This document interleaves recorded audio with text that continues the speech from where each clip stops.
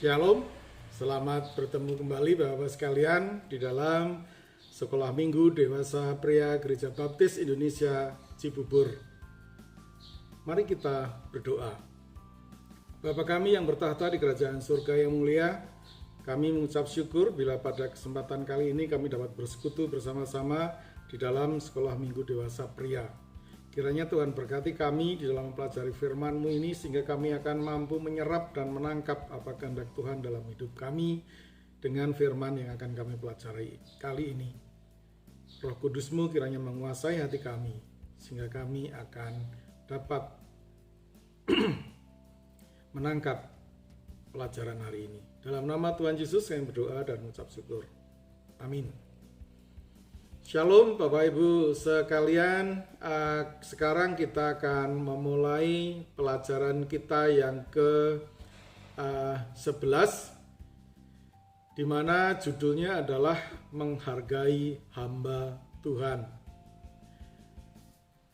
Kita berharap bahwa setelah mempelajari ini kita akan mengenal sifat atau hati yang baik dari Daud, yaitu menghargai orang yang diurapi Tuhan. Kemudian kita semua juga akan berani memutuskan untuk menghormati setiap hamba Tuhan. Dan yang ketiga, kita semua mengucapkan terima kasih atas pelayanan hamba Tuhan dalam kehidupan kita. Perikop yang menjadi dasar pelajaran ke-11 ini adalah 1 Samuel pasal 26 ayat 1 sampai dengan 25. Di bawah judul perikop yaitu untuk kedua kalinya Daud membiarkan Saul hidup. Bapak-bapak sekalian, di dalam Alkitab ada 145 ayat yang di dalamnya mengandung kata mengurapi, diurapi, pengurapan. Makna mengurapi ialah memberikan berkat dan kuasa dari Tuhan kepada seseorang. Kemudian pengurapan berarti proses memberikan urapan kepada seseorang. Dan yang berikutnya, seorang yang diurapi berarti orang yang diberi berkat dan kuasa dari Tuhan. Di dalam buku pelajaran kita lebih jelas lagi bahwa menurut ensiklopedia Alkitab masa kini, jilid 2 huruf M sampai dengan Z, disebutkan bahwa diurapi artinya sudah menerima karunia ilahi atau sudah diberi tempat atau fungsi istimewa dalam rencana Allah. Raja Saul adalah salah seorang yang diurapi Tuhan. Pada pelajaran 11 kali ini kita akan belajar mengapa dan apa cara Daud menghormati Saul sebagai yang diurapi Tuhan. Sebagai bagian pertama, mari kita pelajari alasan Daud menghormati Saul.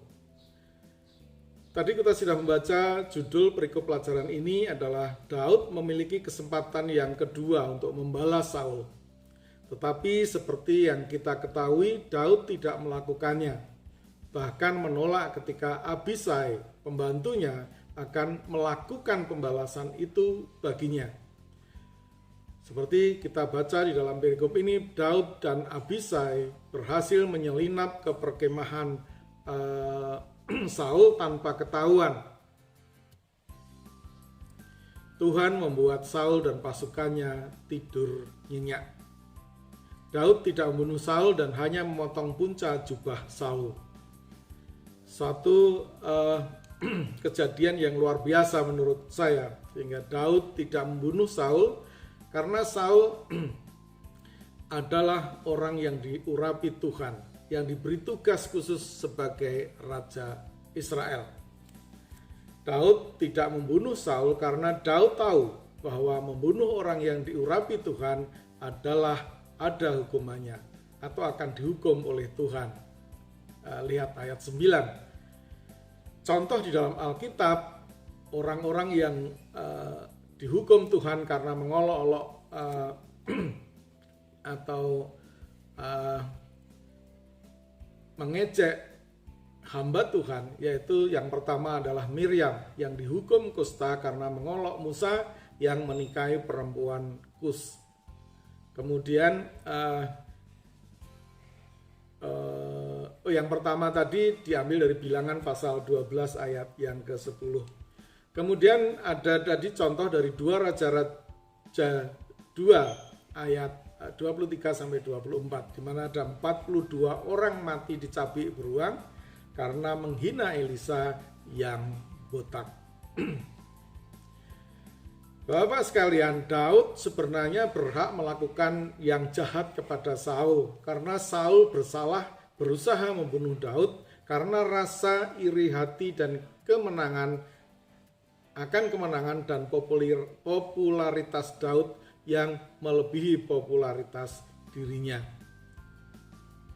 Tetapi sekali lagi Daud tidak membunuh Saul karena bagi Daud menjamah orang yang diurapi Tuhan sama dengan melawan Tuhan yang memilih Saul, atau melawan Tuhan yang juga menjadi andalan hidupnya. Sungguh suatu teladan yang luar biasa bagaimana Daud bisa mengendalikan hati untuk membalas dendam sehingga hal itu tidak terjadi dan menjatuhkannya ke dalam dosa. Daud melakukan hal itu karena dia tahu Saul adalah hamba Tuhan atau raja Israel yang diurapi Tuhan, yang dipilih oleh Tuhan. Rasa hormat yang tidak berhenti kepada sebuah kepercayaan tetapi berbuah sampai kepada tindakan sehingga tidak membunuh Saul. Bagian yang kedua berkaitan dengan bagaimana cara Daud menghormati Saul. Berikut ini adalah cara Daud menghormati Saul yang saya daftarkan atau yang didaftarkan oleh penulis buku pelajaran ini di dalam sesuai dengan perikop yang kita pelajari. Yang pertama, Daud menyerahkan pembalasan kesalahan Saul kepada Tuhan. Ayat ke-10. Daud melakukan hal ini karena saya yakin dia mempunyai keteguhan iman bahwa orang yang berhak membalas kejahatan orang lain adalah Tuhan, bukan dirinya. Sehingga ini menunjukkan rasa taatnya, rasa patuhnya Daud kepada Tuhan yang diandalkan di dalam kehidupannya. Yang kedua, Daud tidak membunuh dan bahkan mengingatkan Saul. Ayat 15 dan 16. Niat balas dendam itu selalu dimiliki oleh manusia. Sifat yang ada di dalam hati manusia. Tetapi Daud berhasil untuk menahannya sehingga tidak menimbulkan tindakan yang akan menjatuhkannya dia ke dalam dosa. Sehingga dia hanya mengambil membukti saja bahwa dia sudah berada di dekat Saul ketika Saul dan pasukannya tertidur lelap. Dia hanya mengambil punca dari jubahnya saja. Yang ketiga, Daud berbicara dari hati ke hati dengan Saul dan mengingatkan bahwa semua harus bertanggung jawab kepada Tuhan. Ayat 19 dan 20. Ini satu hal yang luar biasa. Kita bisa membayangkan selapang apa dada Saul, selapang apa hatinya Daud yang bisa memberikan ruang kepada Saul sehingga dia mampu untuk berhadapan langsung dan berbicara dari hati ke hati. Coba Bapak ingat-ingat pengalaman-pengalaman yang sudah Bapak alami atau pengalaman orang lain yang pernah Bapak lihat ketika dua orang berseteru. Jangankan untuk berbicara dari hati ke hati, bahkan bertemu saja tidak mau. Pernah kan kejadian hal itu di gereja kita ke dalam suatu kepanitiaan, hanya karena dikecewakan di dalam sebuah rapat, maka ada 2 orang anggota panitia yang tidak mau bertemu.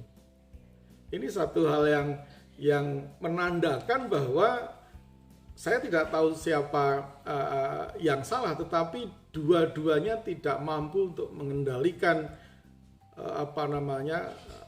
hatinya untuk bisa menjadi selapang-lapangnya menerima kesalahan orang dan berani untuk mengajak berbicara dari hati ke hati. Oleh karena itu, kita tidak bisa menduga seberapa lapang itu hati Daud, sehingga dia berani untuk menunjukkan kepada Saul bahwa dia salah dan dia harus mempertanggungjawabkan kesalahannya itu kepada Tuhan. Yang keempat, Daud mempersilahkan Saul mengklarifikasi dan mengingatkan bahwa Tuhan itu adil, ayat 21-25. Saya menganggap ini tidak jauh berbeda dengan cara yang ketiga yang dilakukan oleh Daud, memberi kesempatan Saul untuk melakukan klarifikasi mengenai kejahatan yang dilakukannya. Jadi cara menghormati seseorang yang diurapi Tuhan itu memerlukan hati yang selapang-lapangnya, penuh dengan pengampunan. Karena kalau tidak ada itu, saya yakin berbicara berdua dari hati ke hati itu tidak akan terjadi. Itulah yang pantas kita teladani dari Daud dan harus kita praktekkan di dalam kehidupan kita sehari-hari. Ketika kita menghadapi orang yang kita tidak sukai, karena kita merasa dia berbuat salah kepada kita, maka kita harus berani membuka hati dan mengajak dia berbicara dari hati ke hati. Dari itulah kejadian itulah Daud terakhir kali bertemu dengan Saul, sampai akhirnya Saul mati bunuh diri karena terpojok dan terluka parah saat perang melawan orang Filistin. Bapak-bapak bisa melihat di dalam 1 Samuel pasal 31 ayat 4. Bapak-bapak sekalian, bagian yang ketiga berbicara tentang alasan dan cara orang percaya menghormati hamba Tuhan. Pada gereja masa kini memang tidak ada acara menuangkan minyak urapan kepada orang-orang yang dipilih Tuhan untuk melaksanakan suatu tugas khusus dari Tuhan.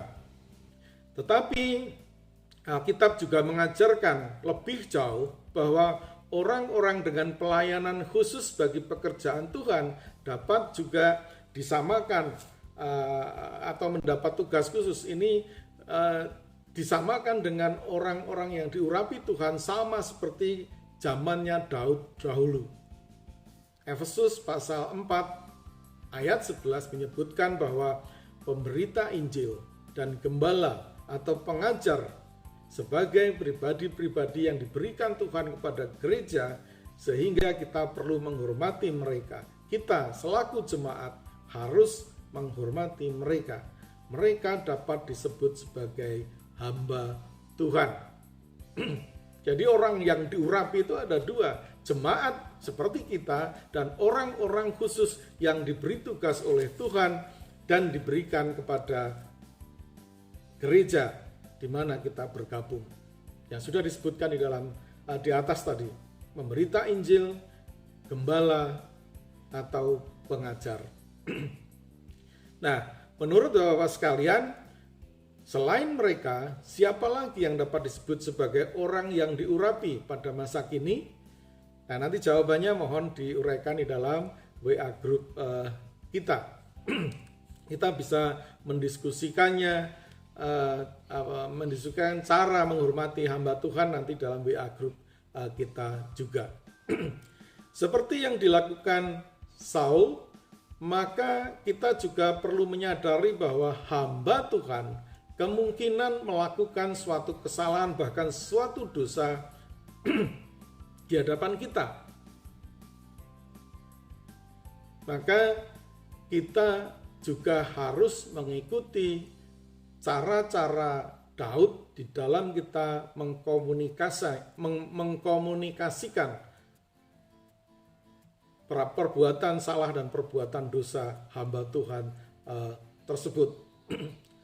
Yang pertama adalah meminta klarifikasi kepada yang bersangkutan secara empat mata. Ini adalah untuk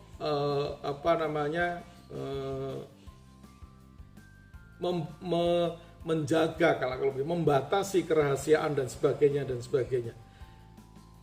Tetapi ini sekali lagi memerlukan kelapangan hati, kelapangan dada kita, sehingga kita akan mampu mengutarakan ini di hadapan hamba Tuhan yang melakukan kesalahan tersebut. Karena di dalam prakteknya kita pun pernah mengalami hal ini dan ternyata kita tidak melakukan apa-apa.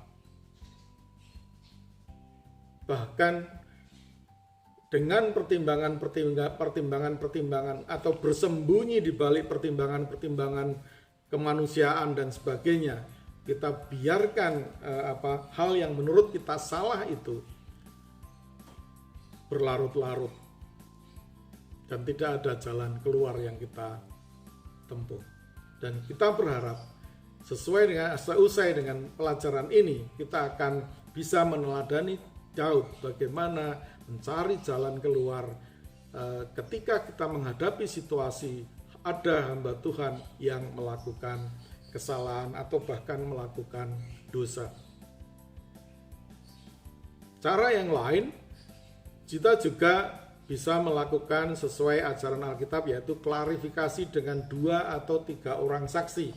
1 Timotius 5 ayat 19. Kalau sendirian, 4 mata tidak memungkinkan untuk kita melakukan klarifikasi. Kita harus mengajak teman-teman yang memiliki pandangan yang sama terhadap kesalahan yang dilakukan oleh hamba Tuhan. Belum tentu satu bahasa, oleh karena itu harus mencari teman-teman yang satu bahasa, satu penilaian terhadap kesalahan seorang hamba Tuhan. Sangat sulit dan tidak mudah. Cara yang ketiga, bisa juga kita menggunakan prinsip-prinsip Matius 18 ayat 15 sampai dengan 20.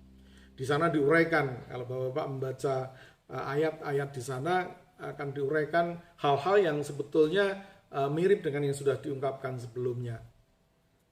Atau cara yang lain adalah menggunakan aturan ADART masing-masing gereja sebagai dasar untuk melakukan komunikasi dengan hamba Tuhan yang melakukan kesalahan. Bapak-bapak sekalian, itu kira-kira 3 bagian yang perlu menjadi perhatian kita, meneladani sifat Daud di dalam menghadapi kasus di mana orang yang diurapi Tuhan melakukan kesalahan. Kita juga sudah mempelajarinya bahwa Daud sangat menghormati orang yang diurapi Tuhan, dan kita pun wajib melakukan hal itu di dalam kehidupan kita. Wajib menghormati hamba Tuhan. Sebagai penutup, Bapak-bapak sekalian, ada beberapa poin yang harus kita catat. Yang pertama, bahwa Tuhan mengurapi Daud untuk menggantikan Saul. Akhirnya Daud selalu dalam penyertaan Tuhan hingga ajalnya pada usia 70 tahun. Daud tidak membalas Saul meski Saul berusaha membunuhnya berkali-kali. Artinya seperti yang sudah kita ketahui bersama, dia berhasil mengendalikan sifat balas dendamnya, meredamnya ke dasar hatinya sehingga dia tidak melakukan tindakan apa-apa. Hal ini sekali lagi diperlukan kelapangan hati, kelapangan dada, sifat pengampun yang luar biasa, sehingga akan tidak menganggap kesalahan-kesalahan orang lain itu ada lagi. Yang ketiga, Daud tidak membalas karena menghormati Saul sebagai orang yang diurapi Allah. Ini teladan yang baik kepada hamba-hamba Tuhan. Kita juga akan melakukan hal yang sama. Karena kita menghormati orang-orang yang diurapi Allah secara khusus.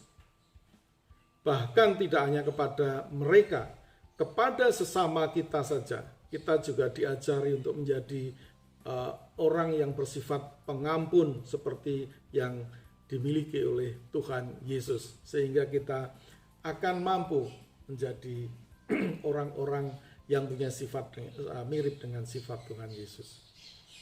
Kita perlu meneladani hidup Daud untuk menghormati para hamba Tuhan yang pengertiannya seperti yang sudah disebut di depan tadi, ditambah beberapa pengertian yang ada sekarang di lingkungan gereja kita. Gembala sidang, maksudnya pendeta. Karena pendeta belum tentu gembala sidang. Pendeta muda, guru Injil, utusan Injil, diakon, dan orang lain yang tidak diberi gelar tetapi melakukan tugas-tugas seperti yang dilakukan oleh utusan-utusan Tuhan seperti disebutkan di atas. Sebagai bahan diskusi, Bapak sekalian, menambah apa yang sudah saya ungkapkan di depan tadi, yang pertama, mengapa kita harus membiasakan diri untuk mengucapkan terima kasih kepada para hamba Tuhan? Saya ingin tahu apakah alasannya sama dari masing-masing Bapak sekalian. Silakan diungkapkan dalam WA grup kita. Yang kedua, sesuai ayat Alkitab berikut, sebutkan minimal satu cara menghormati hamba Tuhan yang dapat Bapak-Bapak lakukan.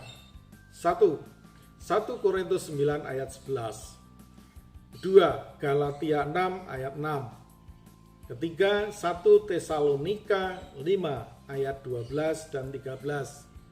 4 1 Timotius 5 ayat 17 sampai dengan 18. Kelima, Ibrani 13 ayat 17. Dan sekali lagi jangan lupa tugas kita dalam pelajaran ini adalah ayat hafalan yang diambil dari Mazmur 105 ayat 15. Jangan mengusik orang-orang yang keurapi dan jangan berbuat jahat kepada nabi-nabiku. Demikian pelajaran kita yang nomor 11 kali ini. Terima kasih atas perhatian dan ketekunan Bapak sekalian. Selamat belajar dan merenungkan apa yang menjadi topik-topik khusus yang ada di depan tadi. Dan kiranya Tuhan memberkati kita semua. Terima kasih. Mari kita berdoa. Bapa kami yang bertahta di kerajaan surga yang mulia, terima kasih atas berkat karunia Tuhan di dalam kami menyempatkan untuk belajar bersama firman-Mu pada kesempatan ini.